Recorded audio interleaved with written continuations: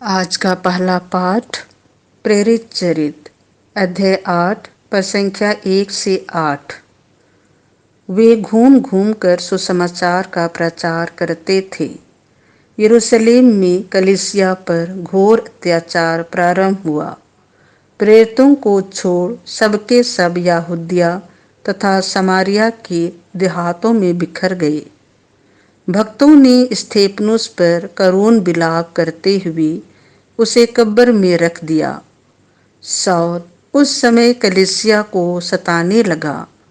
वह घर घर घुस जाता था और स्त्री पुरुषों को घसीटकर बंदीगिरी में डाल देता था।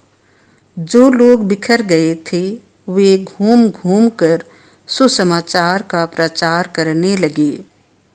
फिलिप समारिया के एक नगर जाकर वहां मसीह का प्रचार करने लगा। लोग उसकी शिक्षा पर अच्छी तरह ध्यान देते थे, क्योंकि सब उसके द्वारा दिखाए हुए चमत्कारों की चर्चा सुनते अथवा उन्हें स्वयं देखते थे।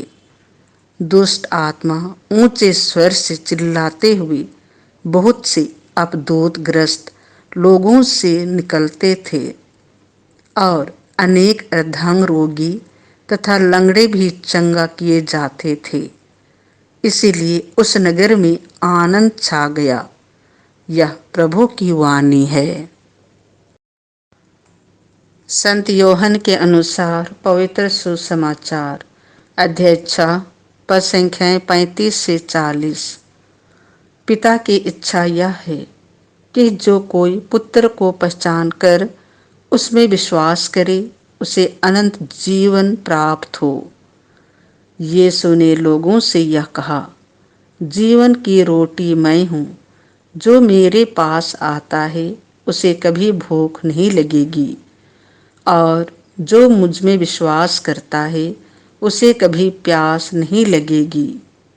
फिर भी जैसा कि मैंने तुम लोगों से कहा, तुम मुझे देखकर भी विश्वास नहीं करते।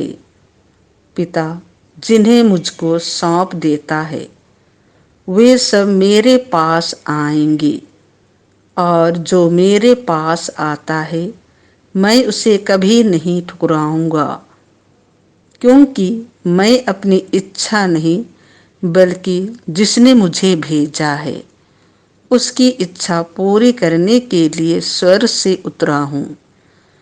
जिसने मुझे भेजा है उसकी इच्छा यह है कि जिन्हें उसने मुझे सौंपा है मैं उनमें से एक का भी सर्वनाश ना होने दूं, बल्कि उन सबों को अंतिम दिन पुनर्जीवित कर दूं।